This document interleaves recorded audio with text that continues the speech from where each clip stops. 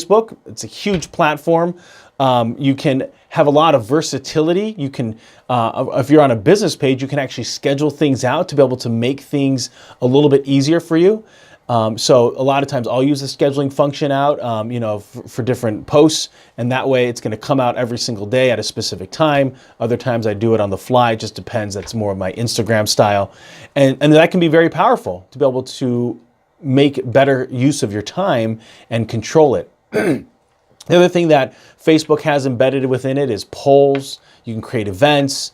You can do 360 video, 360 photos. And so if you have a space, I think about realtors, I think about, event planners, you have a specific space that you're trying to show off, a 360 video is powerful. And that can be a great way to be able to just mix up what's happening in your feed. And again, think about people that follow you having, video with text, maybe a picture with text, a video, again, a 360 photo, a poll, just different posts are coming out of your page. And that's going to be able to allow people to engage with you a little bit differently. So Facebook is extremely powerful. You have the functionality that you can search things by hashtag, which is another great thing. Let's shift now to Instagram, really on the backbone of pictures and video. There's a unique function. If you're selling a specific product, you can actually advertise for that, and people then can click on it and immediately get sent to your website in order to purchase right there, which is, again, just another way to be able to put your product out there and be able to make sales, make it a little bit more seamless as people like what they see and they can then buy. Think about some people, maybe they're in the apparel business. All of a sudden now that piece of apparel can get bought immediately from your website. It's very, very powerful.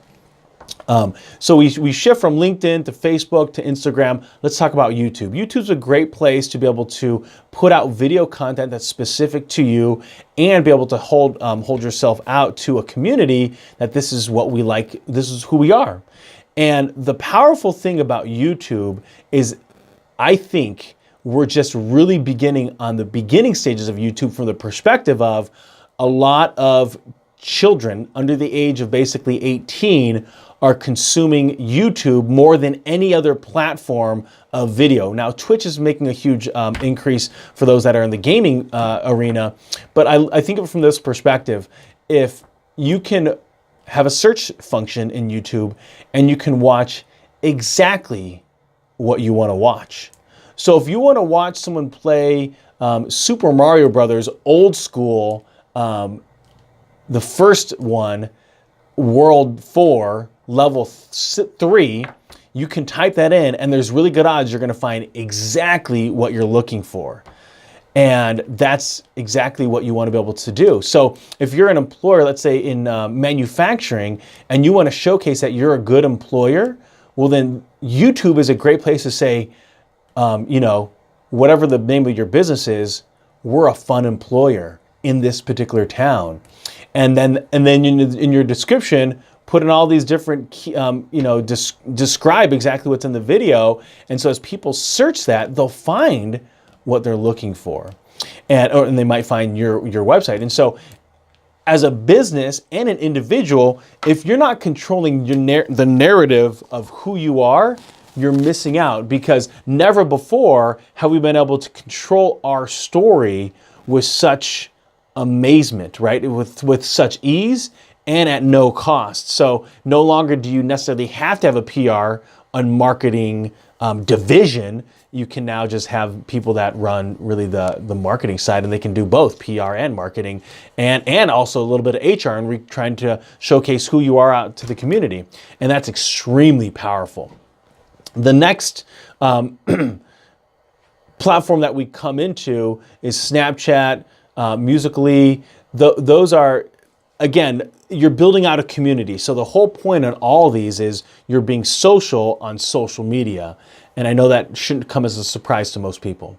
So after we go to, and on those, Snapchat, it's got the nice geo function. You can create really fun filters. And that's what we had at the Hmong Wausau Festival last week. Someone had created, I think someone at East Bay, so we thank them for creating these really fun filters that people could take photos of. And so it's just another way to be able to showcase how much fun the event that you had is. And a filter is just a fun way to be able to do that and capture that. The next step in regards to Musical.ly is, you're pairing music. Again, the power of music and what you're talking about, it can be extremely well received. And so that's really where you kind of want to come from, is from that. And then it's fun, right? So you're maybe doing a little bit of a, kind of dancing, maybe lip syncing to a song in Musical.ly and just having fun with it. The next step after we talk about platforms, again, so the most important thing is knowing your audience, and that's going to be able to help you gauge where you should be. I think for a lot of businesses, Facebook, LinkedIn, YouTube, those are your three that are really going to be strong. The nice thing about having an Instagram is you can post from Instagram into Facebook. Now, sometimes the tagging isn't as seamless, but nonetheless, since they talk to each other pretty easily, it's pretty powerful. The last platform I forgot to talk about was Twitter. I think that's a great public service announcement. Hey, there's a ton of snow this week. We're going to be closed on Monday. It's really a talking platform where you're pushing out info. Obviously, you see celebrities, politicians, they're using it, and athletes. And so it's a great way to be able to just communicate to people what you're up to. At the same time, the power of the hashtags still continues to really dominate on Twitter. You can actually go into the search function and see what's the trending hashtag of the day, and that can be really powerful.